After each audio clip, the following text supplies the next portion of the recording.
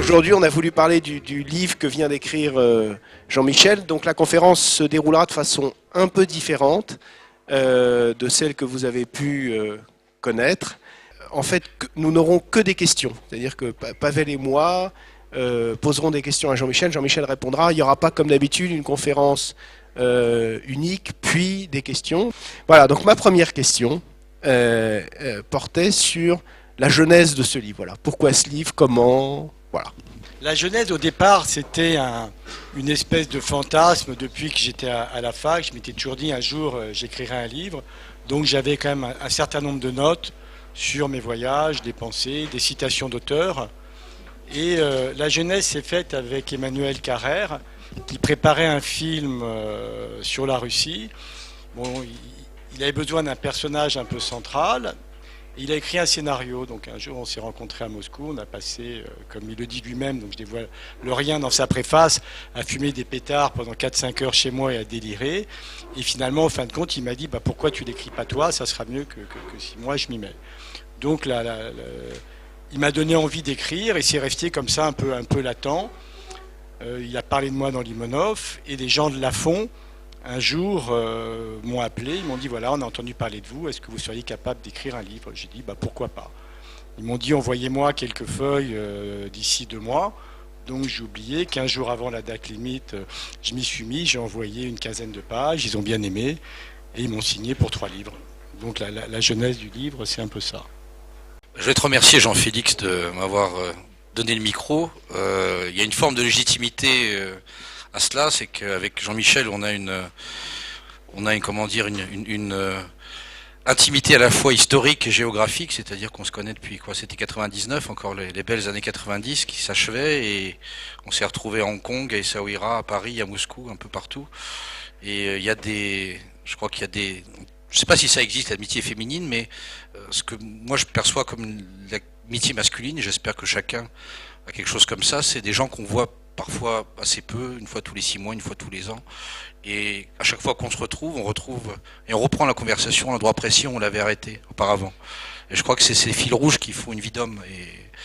Et en tout cas, je suis très heureux que tu aies couché sur le papier ces années. Et moi, je vais te dire ce qui m'a intéressé, ce qui m'a plu. Il y a un type avec lequel ça serait difficile de te comparer, qui s'appelait Maurice Paléologue, qui était ambassadeur de France dans l'Empire russe avant la Révolution, et qui a fait un énorme pavé qui s'appelait La Russie pendant la Grande Guerre, où il y avait une partie racontant ses petits déjeuners, ses rencontres avec le tsar, avec les ambassadeurs, avec des généraux, et puis une partie avec des longs dégagements sur les Russes et la musique, les Russes et la vitesse, les Russes et les femmes.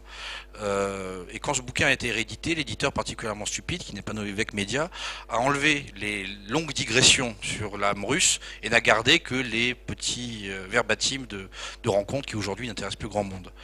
Et chez toi, il y a ça, c'est-à-dire qu'il y a à la fois des notations extrêmement précises, parce que on aime les mêmes auteurs, on aime des gens qui mettent les bons mots. Je vais peut-être faire une parenthèse, parce qu'effectivement, la première soirée, on s'est rencontrés avec Pavel, au Petrovitch. On a bu des litres de vodka au Réfort, et on a parlé de Julien Gracq, de Pérouse, tous ces auteurs qu'on adore en commun. Et tu as à la fois cette fluidité de style et cette précision des termes quand tu racontes un certain nombre de scènes que tu as décidé de mettre quasiment entre toutes les mains, même si on a quand même pas mal expurgé au fur et à mesure que les épreuves nous parvenaient. Il y a 2 scènes. Bon.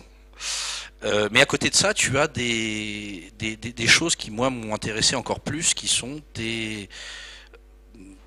ton rapport à la Russie. Donc moi, ma question, c'est celle-là. C'est que après une expérience de presque 20 ans, un peu moins tout de même si entrelardé d'autres voyages, aujourd'hui, la Russie, pourquoi est-ce que tu es là? Pourquoi tu as décidé de t'arrêter ici et d'y faire une partie de ta vie plus longue que les autres parties? Pour répondre à la question de Pavel, donc j'ai quand même vécu dans mon enfance dans un milieu où l'Union soviétique était quand même un terreau intellectuel, culturel plus fertile que le terreau américain à l'époque.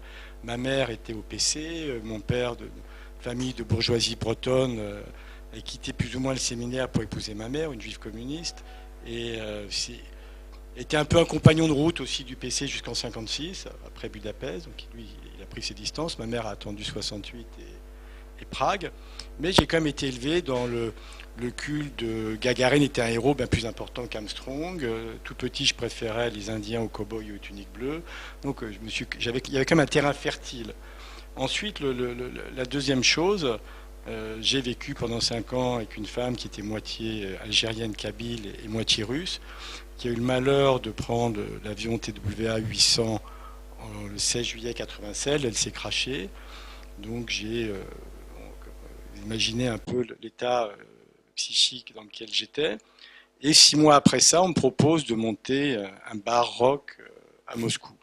À cette époque, j'étais le patron d'une grosse agence de pub américaine. J'avais monté le Chesterfield Café à Paris, à Madrid, pour détourner les lois E20. On parlera après de mon aspect flexible par rapport à la loi. Et je suis arrivé à Moscou en décembre 96. Mon partenaire était le patron du Hungry Duck, donc j'ai directement fait l'aéroport du Hungry Duck et je me suis retrouvé dans le délire absolu des nuits moscovites de la fin des années 90. Et pratiquement tout de suite, comme tout ce que je fais, j'ai décidé de rester. Et je suis pratiquement jamais retourné à Paris à part finir mes affaires et préparer mon avenir en Russie. Et je me suis tout de suite trouvé comme un poisson dans l'eau. Le chaos pour moi a toujours été un moteur. Même dans mes carrières publicitaires, j'ai monté des agences de pub avec Bizot, le patron d'Actuel à l'époque. J'ai pris une année sabbatique, je suis revenu. Le chaos me donne des ailes. En fait, quand c'est trop construit, trop prévisible, je m'éteins petit à petit. Et donc, là, en 20 ans de Russie, je ne me suis pas éteint ne serait-ce que 5 minutes. Donc, ce que je dis toujours, je suis arrivé dans un tel état de chaos physique, spirituel. J'étais dans le même état que la Russie quand je suis arrivé en 96 et j'ai l'impression que je me suis reconstruit parallèlement à la reconstruction du pays. Parce que la reconstruction du pays en 20 ans, il y a beaucoup de gens qui ne le comprennent pas en France et en Occident, ça a été absolument phénoménal. Je dis toujours, c'est comme un film sur l'évolution darwiniste qu'on voit en accéléré. La Russie, quand je suis arrivé, même quand tu es arrivé, n'a plus rien à voir avec la Russie d'aujourd'hui. D'année en année, on la voit évoluer. Même les gens changent physiquement, la ville change physiquement, les rapports, la culture. Donc je me suis vraiment senti... donc après, on en parlera peut-être tout à l'heure. Je me suis fait baptiser orthodoxe, non pas que la grâce m'est tombée dessus. Pas cette métaphore, elle n'est pas bien. Mais ça a encore renforcé mon appartenance à ce monde russe et à ce qu'on appelle l'âme russe, qui est un truc un peu cliché, mais qui est comme une réalité quand on la connaît. Et tu dis, la ville, les gens ont beaucoup changé, mais tu es toujours là. Qu'est-ce qui n'a pas changé? À mon avis, tu restes là parce qu'il y a le cœur du réacteur qui demeure. Je pense qu'il n'a pas changé, c'est ce qui fait que les Russes sont ce qu'ils sont et qu'ils ne sont pas français, pas espagnols, pas allemands, pas américains. Cette espèce de ce mélange de pragmatisme, d'irrationalité, cette façon de voir les choses, cette vie qu'on a dans un pays où je dis les confins sont flous. C'est quand même agréable de vivre dans un pays où on peut lire un matin qu'un couple de chasseurs s'est fait bouffer par un tigre, qu'il y a cette espèce de liberté absolue. Et c'est ce que beaucoup de gens en France, quand j'y passe quand même pas mal de temps, ont du mal à comprendre. Je leur dis, en tant qu'individu, la sphère de liberté est immense. C'est vrai, il y a ce paradoxe qui est que les Russes adorent leur liberté individuelle, mais n'ont rien à foutre des libertés publiques. Donc ça, c'est quelque chose de très différent en Europe. Je pense qu'en France, c'est plutôt l'inverse. On adore parler des libertés publiques, mais la sphère de liberté individuelle, c'est quand même excessivement rétréci ces 20 dernières années. Moi j'ai une question, on est passé de la préface à l'épilogue. J'ai trouvé, avant de revenir au corps du livre avec Pavel, j'ai trouvé que tu annonçais beaucoup de choses dans l'épilogue. Est-ce que tu peux nous en parler un peu ? Ce que j'annonçais dans l'épilogue, c'est qu'en fait, l'aventure n'est pas terminée. Je continue à dériver. Je dis toujours, c'est une expression de mon beau-père, la politique du chat crevé au fil de l'eau. On imagine le chat, les pattes en l'air, qui défile en regardant les nuages. Et je pense que c'est un peu comme ça que je conduis ma vie. En fait, je fais confiance à mon instinct. Je fais des choix qui n'en sont pas forcément. Et puis la vie continue. L'épilogue, c'est simplement pour annoncer un prochain chapitre. Alors, tu en parlais tout à l'heure, parle-nous un peu de ton rapport à la loi, qui est quelque chose de central dans le livre. Ceux qui liront le livre, j'ai effectivement été élevé par un père élevé chez les jésuites, à coups de ceinture. Je ne vais pas rentrer dans les détails, j'ai une enfance assez compliquée, mais je n'en ai jamais voulu. il m'a fait me construire un mur autour de moi. Je me suis toujours protégé des uns et des autres. J'ai toujours cru en mes propres forces. Je pense que c'est pour ça que j'ai rejoint la GP et les Mao. Comme disait le président Mao, il faut toujours compter sur ses propres forces et pas sur celles des autres. Et j'ai toujours considéré dès cette époque que l'autorité, ce n'est pas quelque chose de fait pour moi. L'autorité, c'est important, mais l'autorité, c'est la façon dont on se détermine par rapport à elle qui est importante. Soit on la subit, soit on la combat, soit on l'évite. Et moi, j'ai toujours oscillé entre l'évitement et le combat.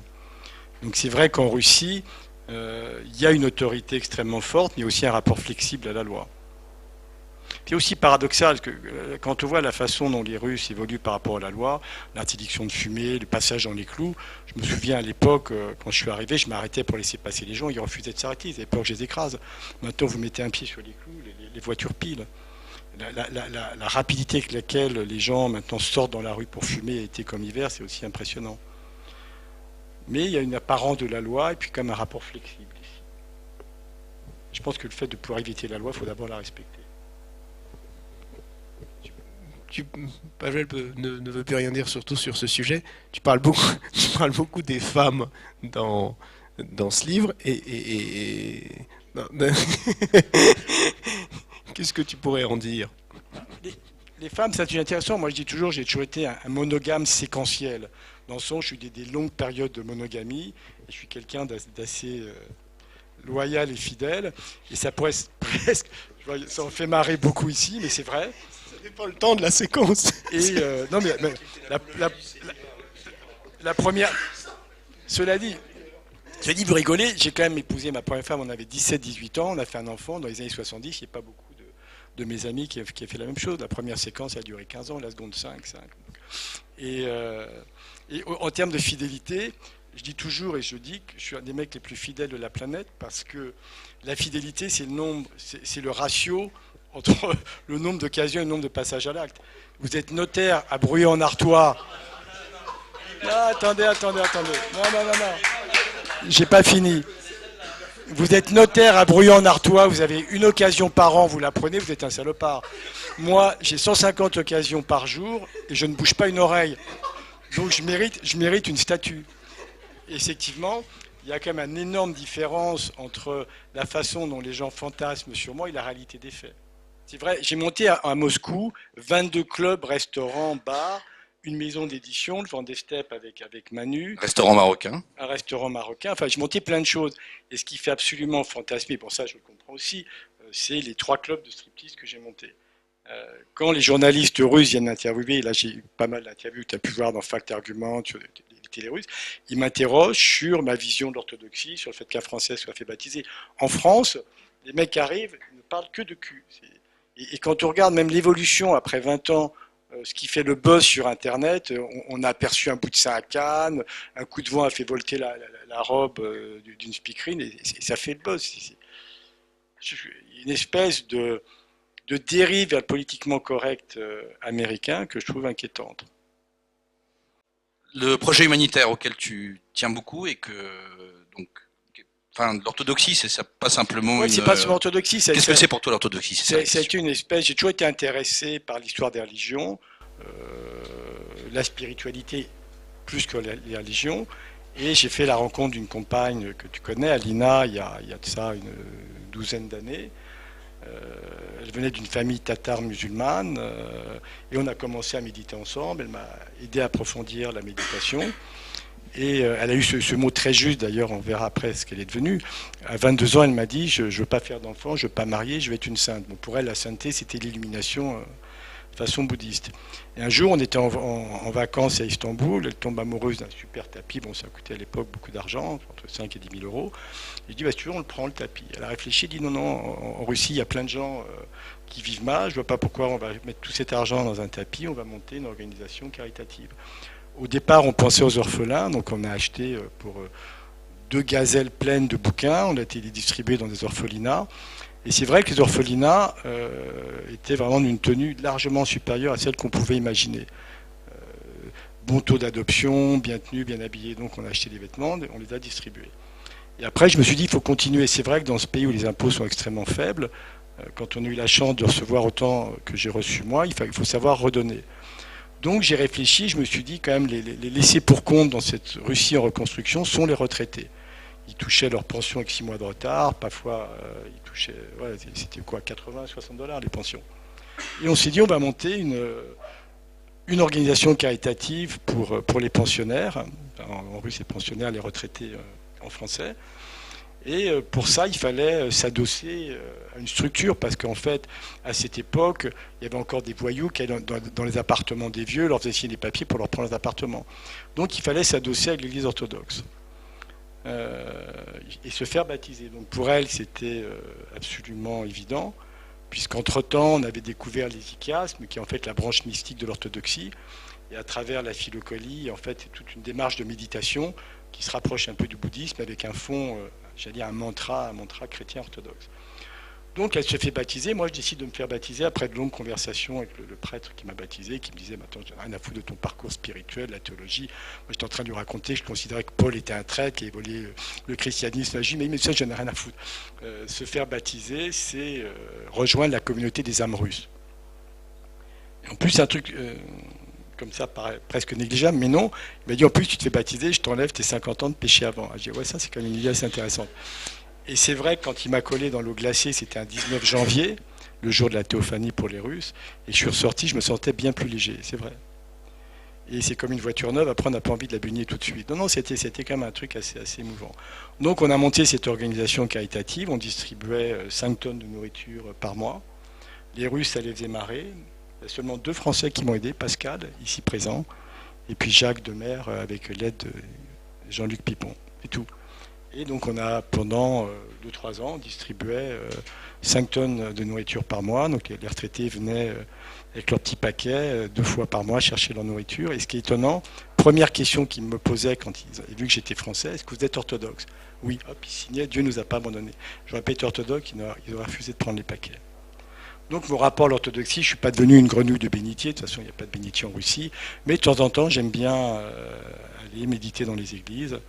Alina, depuis, est finalement devenue une sainte. Elle est partie vivre dans un monastère. Enfin, à l'extérieur, c'est l'assistante du starets du coin. Donc, on a construit une maison à l'orée du monastère et je continue à les aider. On a monté une petite ferme bio, on a reconstruit la petite église. Et voilà. Donc, c'est mon intégration dans la Russie qui va bien au-delà du mec qui a des clubs, qui est un peu l'image d'Épinal et le fantasme que beaucoup de gens ont. Et ce livre, en fait, permet de remettre les choses à leur place, d'expliquer qu'un personnage qu'on connaît comme ça par les oui-dire et par son métier est souvent différent de l'image que l'on projette. Mais le livre m'a fait du bien. L'écriture, c'est un formidable travail sur soi. Moi, mon premier mariage, c'était une féministe psychanalyste de gauche, donc ça m'a vacciné à vie contre la psychanalyse. Et puis bon, ceux qui liront le livre verront que j'ai été soigné par Dolto pour un truc que je ne faisais pas quand j'étais petit, donc c'était aussi la première chose. Donc, d'écrire, ça a été de me remettre face à moi. Et je dis toujours, le premier jet du bouquin, c'est 800 pages. J'ai écrit. Le vrai boulot, c'était de passer de 800 à 350. Mais ce qui me fascinait, c'était la manière dont la mémoire fonctionne. C'est comme un fichier d'ordinateur, je cliquais dans le fichier raclé par mon père, hop, et je me retrouvais dans l'ambiance, les couleurs, les odeurs, les sensations. Donc le livre, c'est à la fois un parcours qui est le mien, en parallèle avec la reconstruction d'un pays qui est la Russie, et d'une espèce d'ode à la liberté, à l'indépendance. Je raconte dans ce livre aussi le procès que j'ai gagné contre Philippe Maurice, et que je me suis retrouvé tout seul avec mon avocat Bouzeux face à 12 avocats sur Park Avenue. J'ai été attrapé, comme je dis, par les couilles, je ne les ai pas lâchés, j'ai gagné. Donc en fait, ma première règle dans la vie pour moi, c'est de rester indépendant et de ne pas subir. Mais déjà enfant, j'étais comme ça, je n'ai jamais fantasmé d'être général, patron de boîte, politique, même si j'ai un peu traîné mes guêtres aux marges de la politique, je voulais être indépendant.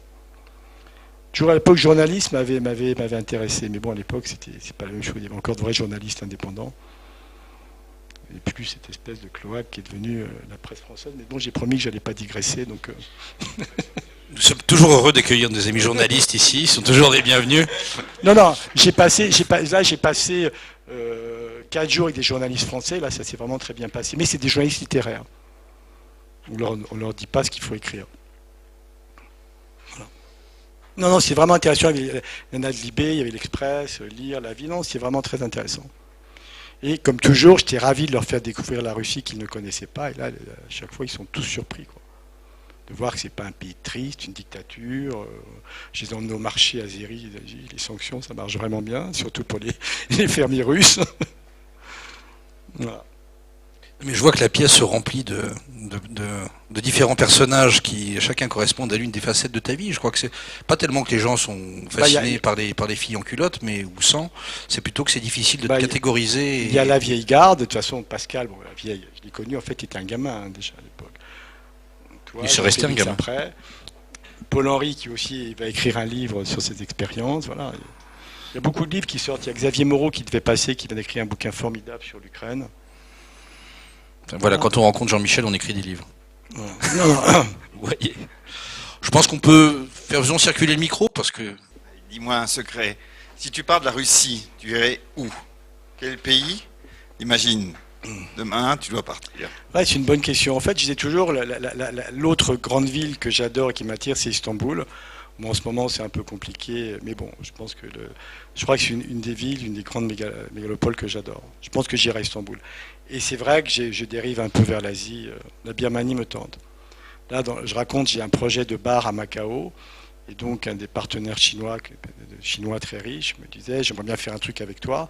Il me dit, j'ai de l'immobilier à Miami, à New York. Je dis, non, surtout pas. Ça serait une régression après la Russie. Je pense que Rangoon en Birmanie, ça sera un challenge plus intéressant. Mais après, les gens vont dire que j'aime les dictateurs. Erdogan, la Birmanie. Bien que je ne considère pas Poutine comme un dictateur, mais ça, c'est encore un autre sujet. J'adore en fait Emmanuel Carrère qui décrit Manu comme un personnage saturnien. Moi, je décris comme un ours avec un esprit acéré, une élocution déstructurée. Donc, on ne va pas lui faire. Alors, donc, il y avait encore d'autres questions. En tout cas, j'ai vraiment survolé très vite. Non, on va te poser des questions sur les personnages, peut-être au cours de l'écriture de ce livre. Est-ce qu'il y a certains personnages que tu t'es remémoré pour l'écriture et du coup qui te semblent avoir pris une importance plus grande pour toi en les revisitant par l'écriture? Non, je pense que les personnages, ils font partie de long fleuve pas si tranquille qu'est la vie. Donc, comme dit toujours, je suis quelqu'un d'assez fidèle. Non, Pascal ne rigole pas, est très fidèle, à la fois en amitié pour les femmes. Donc, les amis que j'ai rencontrés, comme Jacques Van Polier, qui est la première personne que j'ai rencontrée en sortant de l'aéroport au Hungry Dock. On est restés amis aujourd'hui. Pascal, c'est pareil. Il y a presque 20 ans quand même. Donc, c'est vrai que les gens changent en 20 ans, mais nous, je pense qu'on n'a pas changé. Je pense que l'environnement dans lequel on a vécu a créé des liens et des liens solides. Pacha, c'est pareil, on continue à se rencontrer par les littératures. Mais c'est vrai qu'au départ, c'était une espèce de blocage. J'ai toujours lu 3 romans par semaine. La littérature, c'était très important pour moi. Et bon, on a toujours peur de se confronter au regard des autres et au sien propre. Donc le livre, je l'ai écrit, mais vraiment en mettant de côté toutes les figures de style. C'est une écriture très directe. Il doit y avoir 3-4 métaphores dans le livre, pas plus. Et c'est la façon dont je parle, dont je pense. Mais c'est vrai que la littérature, c'est quelque chose d'extrêmement important pour moi. Les citations, la sagesse d'Emmanuel. Moi, dans les livres des autres, j'adore les citations en tête de chapitre. Donc dans les notes que j'avais des dizaines de citations. Et c'est vrai que dans les citations, on va retrouver beaucoup Sioran. Ben voilà, Jacques. Je parlais de toi il y a 2 minutes. Donc, Jacques arrive de Crimée, où il a été décoré de l'ordre de Commodore de la Paix. Qui est un ordre de la guerre des étoiles. Voilà, tu là. Il a... Est-ce que tu as ta médaille? Ouais, c'est pour toi. Est-ce que tu as ramené ta médaille? C'est la médaille de Dark Vador. Non, on parlait des personnages dans le livre. Effectivement, le premier personnage que je rencontre, c'est Jacques. Et le destin fait qu'en fait, il a écrit son bouquin d'Availle chez Lafon. Et on a fait une soirée chez lui il y a 2 jours avec l'attaché de presse de Lafon, qui était son attaché de presse à l'époque, il y a une dizaine d'années. Donc c'est bien, on fait partie maintenant d'un club d'écrivains. Jean-Félix, Pachel et Pacha, et on a décidé de faire un prix littéraire Normandie-Némen, qui est en fait maintenant le dernier avec Paul-Henri, j'espère qu'il y sera. Son livre va sortir en janvier. Et c'est vrai que maintenant, je passe beaucoup plus de temps au Normandie-Niemen que dans les autres clubs. Comme dit Harrison, on vieillit pas, mais on finit par se fatiguer un jour ou l'autre. Donc, et puis, j'ai envie de me remettre à écrire quelque chose d'autre. Et quelque chose qui sera plus un roman, parce que c'est toujours un vrai livre, mais les gens me disent comme ce que tu as écrit, c'est un vrai livre. Et avec en toile de fond le Donbass, ce qui se passe en Ukraine, pas d'un point de vue politique, ça Xavier Moreau l'a fait beaucoup mieux que moi.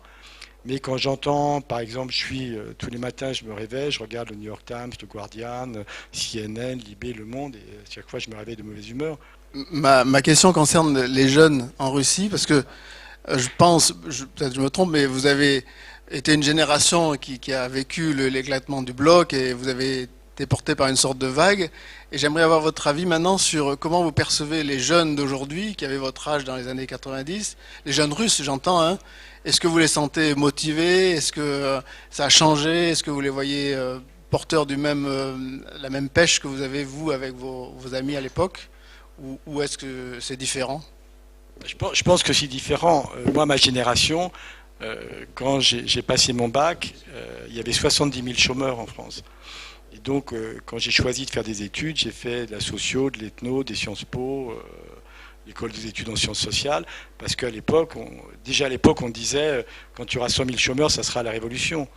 En plus, j'étais parti d'une génération, on a été élevé dans la politique, en fait, on avait des parents résistants, il y avait encore les deux blocs, l'Union soviétique, les États-Unis, donc il fallait choisir son camp, et on a été élevé dans une espèce de bouillonnement intellectuel. On pouvait avoir tort avec Sartre, comme beaucoup l'ont raconté, mais on s'en fichait de toute façon.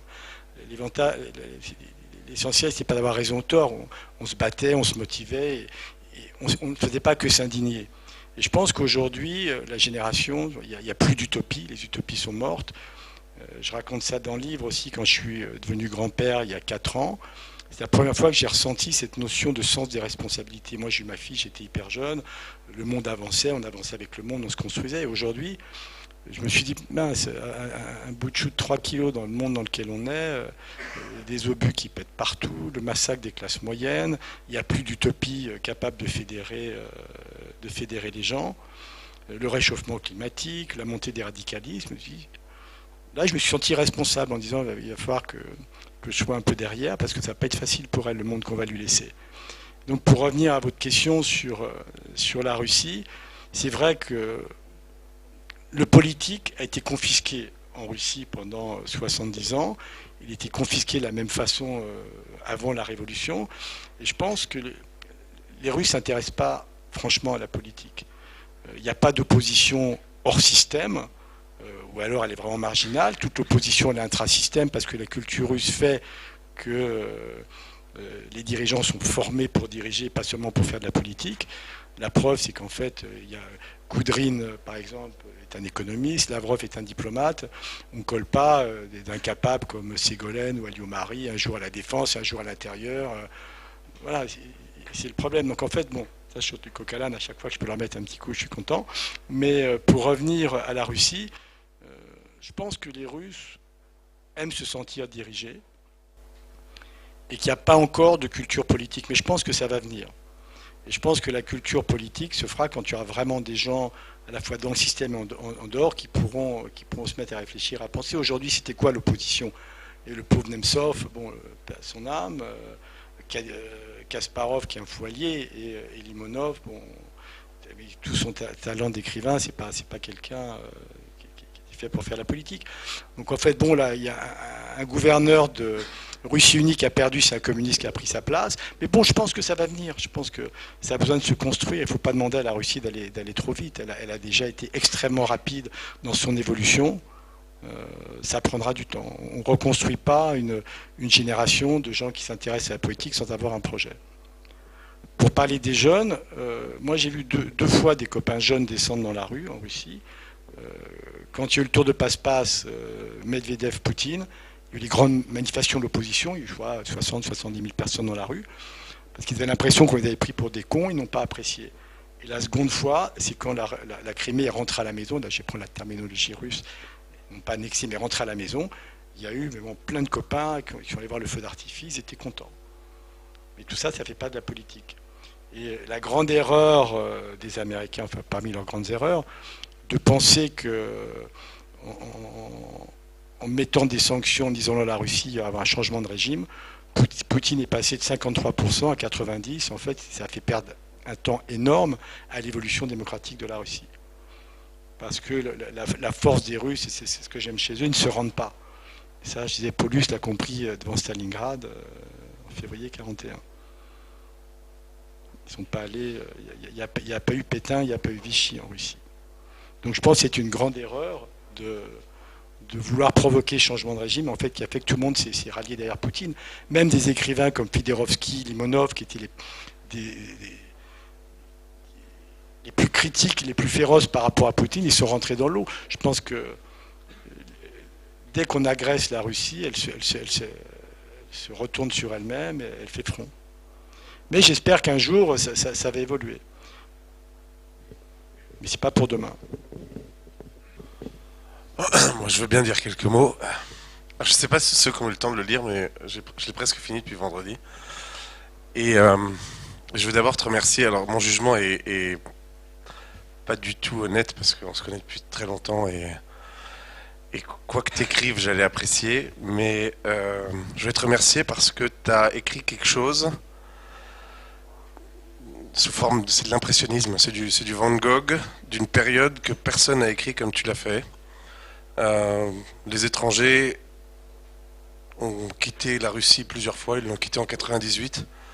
Il y avait presque plus personne à part Manu. Ils l'ont requitté en grande partie en 2008. Et ceux qui sont passés à travers tous ces tourbillons, il y en a pas tant que ça. Et finalement, une plume étrangère qui est au fond du Borch et qui écrit comment c'était au fond, il n'y en a pas eu. Enfin, il n'y a pas eu cette description des années 90 dans aucun livre. Et je trouve d'ailleurs que ce que tu dis, c'est bien, mais tu fais un discours politique. Le livre n'est pas du tout politique. Pas du tout politique. C'est un tableau d'une Russie que moi je regrette un peu, parce que je trouve que c'est devenu totalement démocratique et presque chiant aujourd'hui. C'est un tableau d'une Russie absolument hallucinante, qui était entre le feu et les glaçons pendant presque 10 ans. Et il n'y a aucune trace écrite de ça. Même le livre de Carrère qui est sympa, mais c'est le contraire, c'est un Russe qui est parti se clochardiser en Occident. Donc c'est un peu l'inverse. Et c'est presque d'un point de vue historique, c'est la seule trace écrite qui reflète de façon totalement impressionniste cette deuxième partie des années 90. Et bon, il me reste encore 20 pages à lire, donc je sais pas comment ça se passe sur la fin. T'as raté le monologue du général, en fait, qui est le chapitre un peu politique. Alors moi, j'ai eu la chance de lire des brouillons. Et j'avais lu, je crois, un brouillon du général, qui avant tu l'avais mis au début, tu as dû le redéplacer. Et je trouve ça fantastique. Donc je sais pas si vous avez eu le temps de le lire, mais vraiment c'est... Il n'est pas sorti. Ouais. Il sort après-demain en France. Alors j'avais une question plus personnelle en fait. On dit souvent quand on a 20 ans qu'on n'est pas de gauche c'est qu'on n'a pas de cœur, et quand on a 60 qu'on n'est pas de droite c'est qu'on n'a pas de raison. Et je regardais ton évolution et je me disais finalement est-ce qu'elle est si originale que ça? Est-ce que tu n'as pas finalement un peu suivi le chemin de tous ces trotskistes des années 70 qu'on a tous connus, et Mao, pour finir un peu réactionnaire? Trotskistes et Mao, deux choses tout à fait différentes. Non, j'exagère un peu, mais est-ce que tu vois ce que je veux dire? Les Ukrainiens et les Russes, un peu. Tu vois, pas oui. Non, mais je suis assez frappé quand même par ce chemin, et bon, que je respecte tout à fait, c'est pas la question. Ah non, tu vois, tu as l'air de dire que je suis devenu de droite. Et j'ai l'impression que tu es devenu sur des valeurs un peu nationalistes et grand-russiennes, qui me semblent relativement de droite. Oui, tout à fait. On va parler de la nation. Moi, je suis chevènementiste, donc je comprends bien la conception de nation. Le seul parti où j'ai vraiment été inscrit, c'est le chevènement, le mouvement des citoyens. Mais aujourd'hui, si on me demande dans le spectre politique, la seule personne politique que j'admire en Europe, c'est Sarah Wagenknecht, qui est la dirigeante du Link en Allemagne. Donc, toi, je suis vraiment pas devenu de droite. Mais je pense que en restant chevènementiste, le discours sur la nation est totalement erroné en France. Je pense que pour intégrer, pour métisser une culture, il faut une nation forte. Et tu regardes les deux pays qui ont réussi à intégrer une immigration de masse, c'est les Américains et les Russes. Pourquoi? Parce qu'une notion de nation très forte. Les Russes, la notion est beaucoup plus géographique que politique. Aux États-Unis, cette espèce de fantasme du rêve américain. Et je pense qu'en France, pour accueillir tous ces immigrants qui vont arriver, il faut redonner du sens à l'idée de nation. Et si tu me donnes une idée de définition de nation, pour moi, c'est Michelet. Michelet disait la nation, c'est la dialectique des différences. Je pense que c'est resté extrêmement juste. Ou le contrat collectif, c'est ce que disait, je ne sais plus qui encore, de la Révolution française. Aujourd'hui, balancer la nation à la poubelle, c'est une erreur stratégique énorme. Et je dis toujours, une nation, il faut un socle. C'est comme quand tu fais de mayonnaise. Tu mets un jaune d'œuf, de la moutarde, du sel, du poivre, et tu touilles, et puis tu ça. Aujourd'hui, on veut plus mettre de jaune d'œuf, on balance la bouteille d'huile, et plus personne pour touiller. Après, on s'étonne que ça ne marche pas. Donc je pense qu'il y a vraiment, avant de raconter des histoires sur les immigrés, d'avoir des petits panneaux « Bienvenue aux immigrés », qu'est-ce qu'on va en faire? Où est-ce qu'on va les intégrer? Donc je pense que l'idée de nation, elle doit revenir au centre du débat et dédiaboliser. La gauche a fait cette énorme erreur de balancer la nation à la poubelle, et le peuple avec d'ailleurs. Donc le fait d'être anti-socialiste, enfin anti-socialiste, moi tu sais que j'ai bossé un peu pour Lang, j'ai tourné un peu autour de ces gens-là, je pense qu'ils sont tombés sur la tête. De toute façon, pour moi, la notion de gauche, elle est morte quand Mitterrand a fait rentrer Tapie au gouvernement. Donc il faut refonder, de dire ce que ça veut dire être de gauche ou de droite, aujourd'hui ça ne veut plus rien dire. Et je pense qu'il y a des notions transversales qui fonctionnent. Et je pense que la nation, c'est un tort de la laisser au Front National. Il faut de nouveau des gens comme Chevènement, comme Védrine, ou des intellectuels comme je sais pas, même mon frère, Finkielkraut, Sapir que j'aime bien, ou Emmanuel Todd. Mais il n'y a plus de débat d'idées en France, on est dans le slogan, et on porte des jugements de valeur sur tout le monde, sur la Russie. Il suffit d'entendre les âneries que tu entends sur la Russie aujourd'hui. Donc je ne suis pas devenu quelqu'un de droite, au contraire. Je crois que je suis resté assez révolutionnaire dans mon approche des choses. Parle-nous, c'est toujours intéressant, mais parle-nous de Mitterrand et de Chirac que tu as connus à divers Je dis titres. dans le bouquin, il y a deux personnes qui m'ont impressionné dans la vie. C'est Mitterrand que j'ai rencontré plusieurs fois à des dîners des parrains des SOS Racisme. Qu'il arrivait dans une pièce, la température baissait de 10 degrés, il avait une espèce d'Darth Vader en fait quand il arrivait.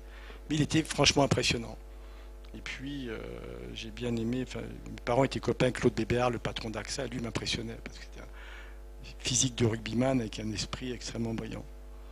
Et même j'ai rencontré Jagger plusieurs fois, donc j'étais un énorme fan des Stones. C'était une photo en fait, derrière il n'y avait rien. Donc c'est vrai que dans les gens qui m'ont impressionné, il y avait Mitterrand et Bébéard et Yakounine que j'ai rencontré, patron d'RJD.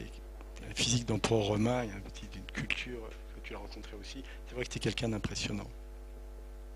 C'est quoi le reste de la question?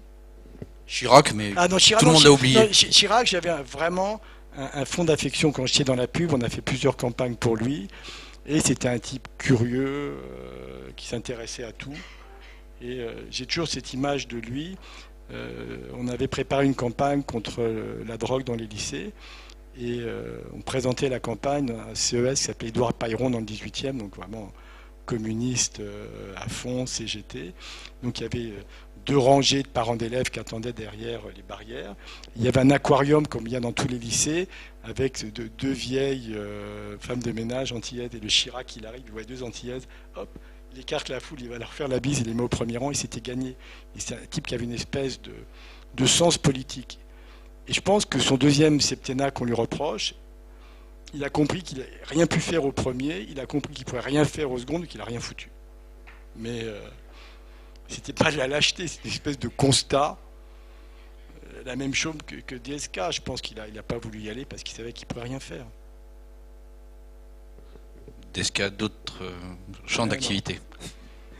Là, je dis, on se fout de la gueule de DSK quand on regarde Giscard, Mitterrand, Chirac et frère Kennedy, c'est un enfant de cœur, notre camarade DSK. Ça avait un peu plus de tenue quand même à l'époque. Ouais, l'époque était différente. Moins de journalistes. Voilà.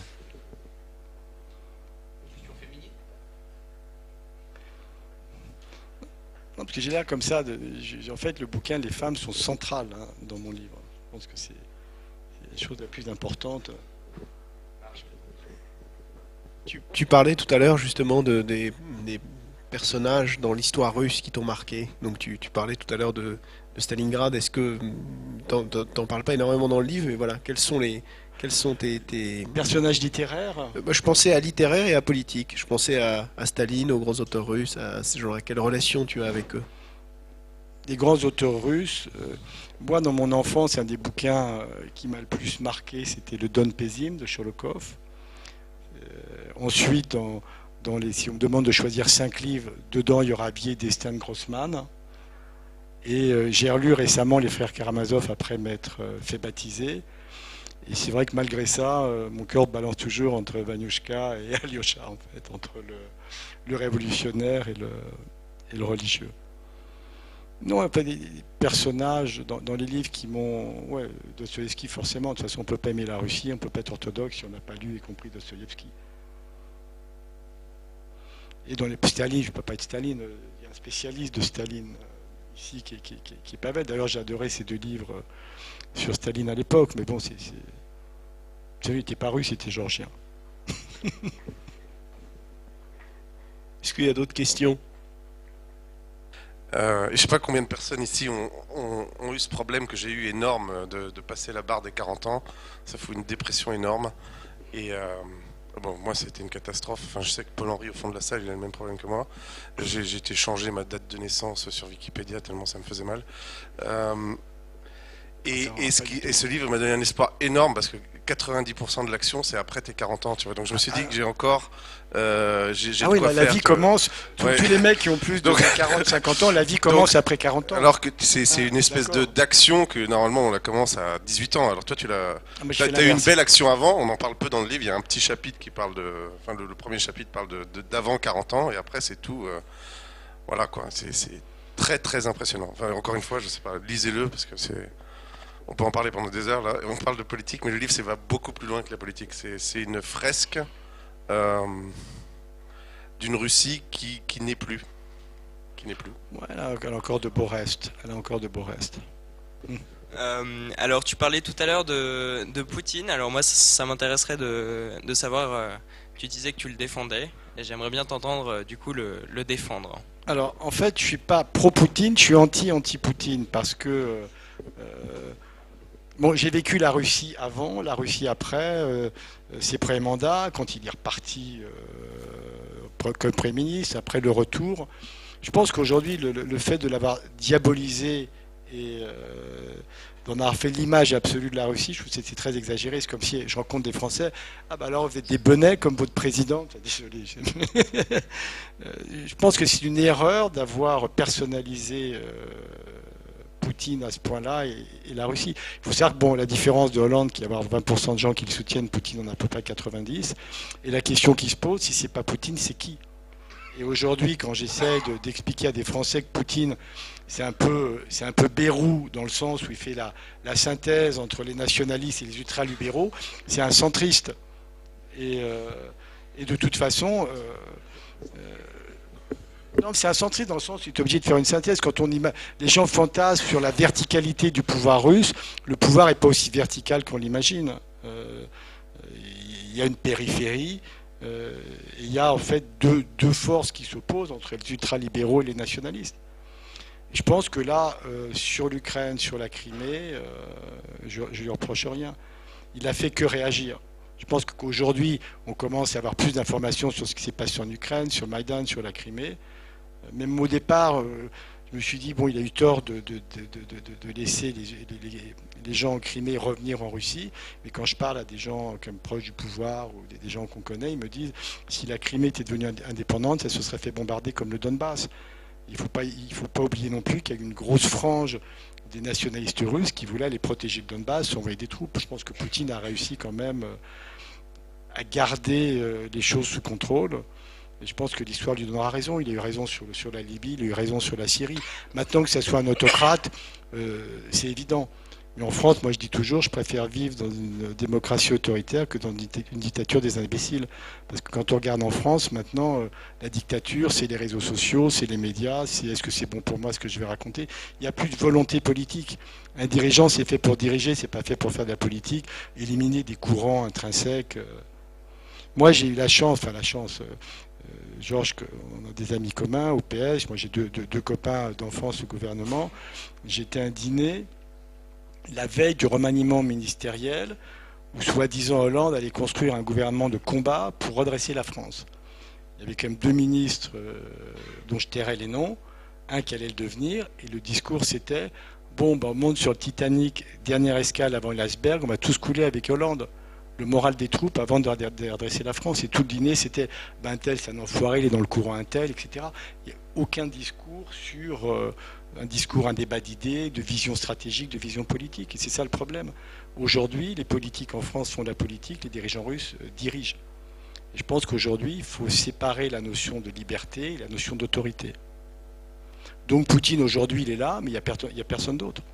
Moi, mon homme politique préféré dans la sphère russe, c'est Lavrov, qui est quand même un type extrêmement brillant, simple, qui a quand même réussi à échapper à la corruption. Mais est-ce que Lavrov serait capable de tenir le pays comme le fait Poutine? Je ne sais pas. De l'autre côté, la première fois que j'ai vu Poutine en 2000 au Voodoo Lounge, qui était un des clubs rock que j'avais ouvert à l'époque, on a, comme toujours dans les clubs russes, on arrête la musique, on met la télé, on voyait le signe arriver qui dit voilà, je m'en vais, Poutine va m'emplacer. Puis on l'a vu, il est tout timide, tout genou, on s'est dit voyez non, où est-ce qu'on va? Et finalement, il a repris les choses en main. Et je pense qu'il faut au moins lui rendre que ça n'a pas été facile. Ça n'a pas été facile. Toujours, cette verticalité du pouvoir, c'est un fantasme occidental qui n'existe pas. Alors, est-ce que la Russie est plus démocratique que les États-Unis? Je ne sais pas. Aujourd'hui, les États-Unis, les corporations mettent 4 milliards de dollars pour faire élire un président.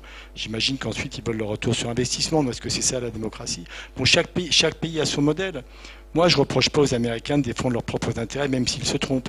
Je reproche aux Européens et à la France d'avoir perdu sa souveraineté et d'être incapable de gouverner en fonction de ses intérêts propres, et non pas en fonction d'alliances un peu bizarres. Donc pro-Poutine, je ne sais pas. Anti-Poutine de base, oui. À l'époque, quand j'étais gauchiste et marxiste, on disait laissons la peur du rouge bête à cornes. Je pense que ça peut fonctionner en enlevant la couleur rouge par rapport à ce qu'on raconte sur Poutine aujourd'hui. Mais sinon, on va imprimer des t-shirts avec Jean-Félix. Poutine, c'est un peu Bayrou. Je pense que ça marchera bien là, aux soirées de l'ambassade. Cela dit, dans la salle, il y a au moins un qu'il connaît très bien, qui est Georges, le camarade Poutine. C'est son anniversaire demain, hein, Poutine. On va pas.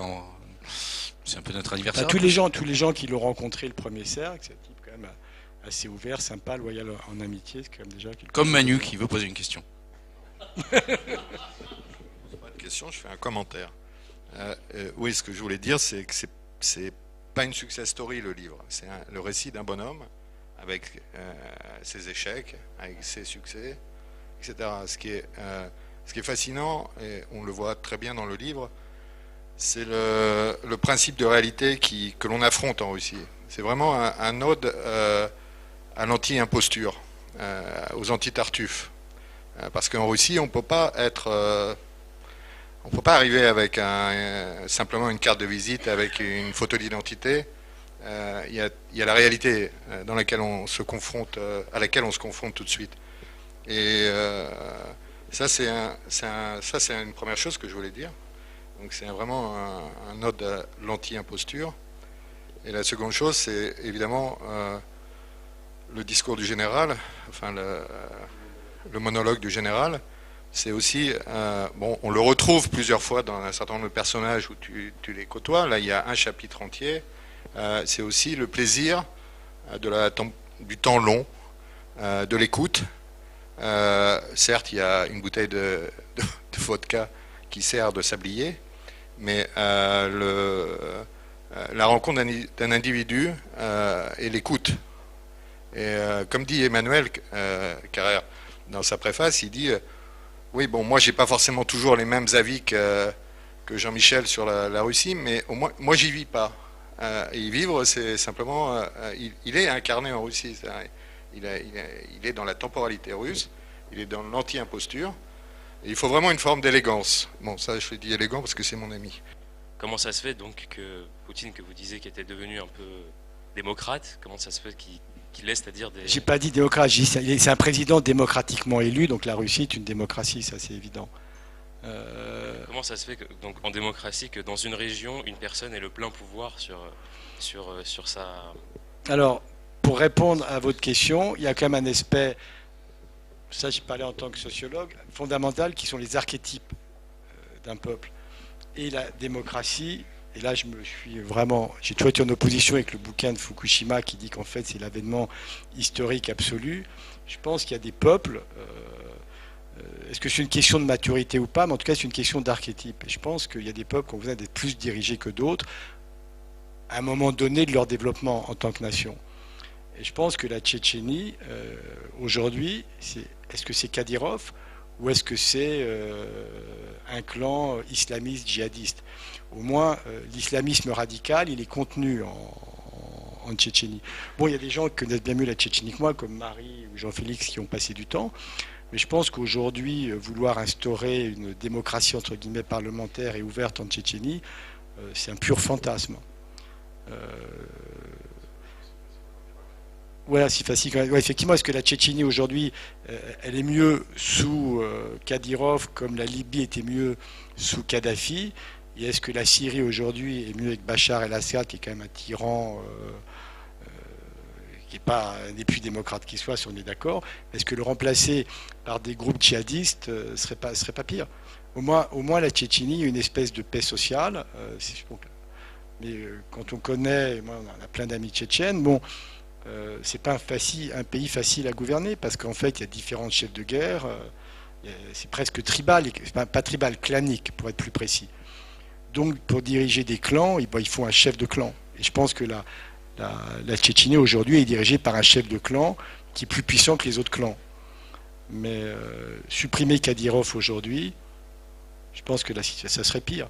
Donc c'est difficile de porter un jugement comme ça parce que j'y vis pas et moi peut-être en tant qu'occidental, c'est compliqué.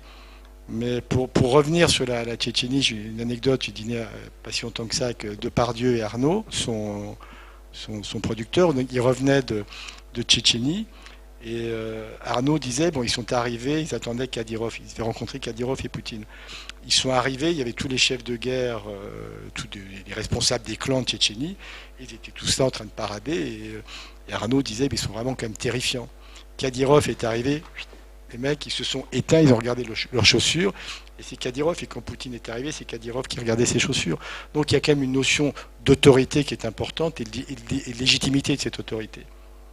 Mais je dirais à personne que c'est un modèle idéal, la Tchétchénie. Je dis simplement, pour la Tchétchénie aujourd'hui, vu leurs archétypes et leur mode de fonctionnement, est-ce que Kadyrov n'est pas la solution la moins pire? Bonjour Sylvie. Bonjour Jean-Michel. Je suis arrivée un petit peu en retard, donc peut-être l'as-tu déjà fait, mais en tout cas pour moi, j'aimerais beaucoup t'entendre lire un extrait de ton livre que tu choisirais. Non, en fait, je vais faire un extrait du passage le plus provocateur qui s'appelle Le monologue du général, qui est une référence à un bouquin qui m'avait beaucoup marqué, qui était De si jolis chevaux de Cormac McCarthy. Pour ceux qui l'ont lu, il y avait ce monologue de la Mexicaine qui raconte un peu son pays. Donc en fait, ce général, j'ai agrégé 3 personnages différents. Je peux me raconter d'ailleurs l'anecdote qui m'a fait réfléchir à ce thème. J'arrive un jour au club, et il y avait 2-3, un colonel, un général, bien allumé à la vodka, ils se marraient, ils se fendaient la gueule. Et je leur dis, ça va, vous êtes de bonne humeur aujourd'hui. Il dit, pourquoi? Il dit, c'est une belle journée. Ce matin, la Kirghizie, nouveau gouvernement, et après le coup d'État, est revenu chez nous. Et puis il y a quand même l'avion de ce cochon de Polonais qui s'est écrasé. Il dit, oui, mais l'avion du Polonais, là on n'y est pour rien. Donc voilà, donc c'est une soirée bien arrosée avec eux, donc je vais lire l'extrait. Donc nous vidâmes nos verres cul sec et je me refis un petit blinis. Général qui parle. La liberté, chaque Russe a une soif immense de liberté, mais de la sienne uniquement. Les libertés publiques, il s'en fout. Nos citoyens sont bien plus libres que dans la plupart des pays à l'Ouest. Tu souris, mais c'est vrai. Dans vos pays, la seule liberté qui vous reste, c'est de choisir les clowns qui vont vous gouverner et qui, une fois élus, vont vous trahir, vous vendre aux banques, aux multinationales. Regarde l'état de ton pays. Votre nouveau président est dans la grande tradition des socialistes français. Celle de trahir ses idéaux, comme une époque pas si lointaine, celle de faire tirer sur des mineurs en grève ou de voter les pleins pouvoirs au maréchal Pétain. Aujourd'hui, qui se soucie de la France? Vous vous prosternez devant les pétrodollars, les Américains, la finance. Vos politiciens sont faibles et ne gouvernent plus qu'en fonction de l'opinion publique et de ses soi-disant réseaux sociaux. C'est combien de divisions, les réseaux sociaux?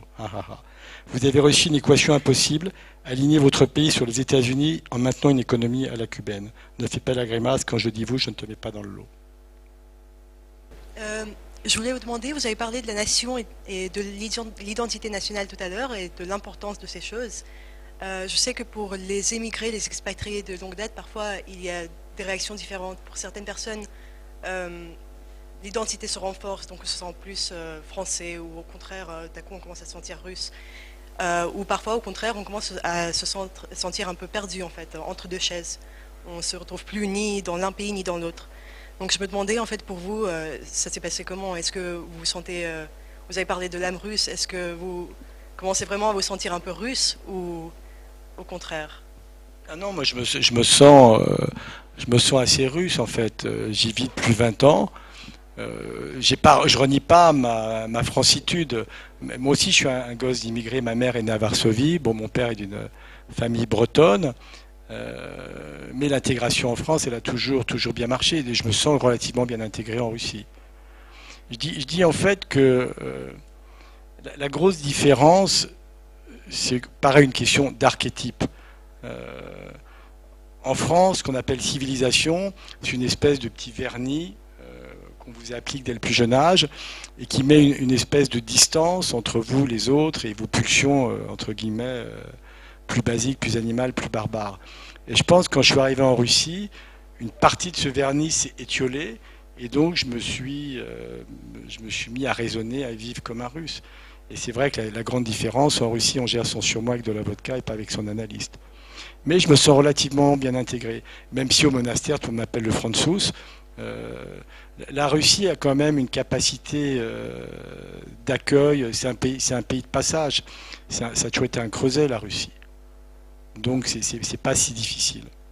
Mais je pense que pour se faire accepter en Russie, il faut les aimer. Je ne sais plus qui disait, de toute façon la Russie, quand on commence à chercher à la comprendre, on commence à l'aimer. Mais il faut, pour se faire respecter, il ne faut pas parler d'eux comme nos arrière-grands-parents parlaient des Congolais. Je me souviens, après la première crise de 78, j'ai pris l'avion avec des dirigeants de Carrefour ou de Continent. Et vraiment, ils parlaient des Russes d'une manière, mais vraiment comme des sous-hommes. Bon, ils n'ont jamais pu foutre les pieds en Russie. Mais la Russie, c'est assez facile de se faire accepter. Et c'est vrai qu'au départ, l'homme russe, il est glacial, il est impressionnant, on a l'impression qu'il est fermé. Mais dès qu'on sourit, la glace se brise et je me suis fait des amis pour toujours. J'ai autant d'amis russes que d'amis français. Donc je me sens bien intégré. Et d'ailleurs, j'ai bientôt avoir mon passeport.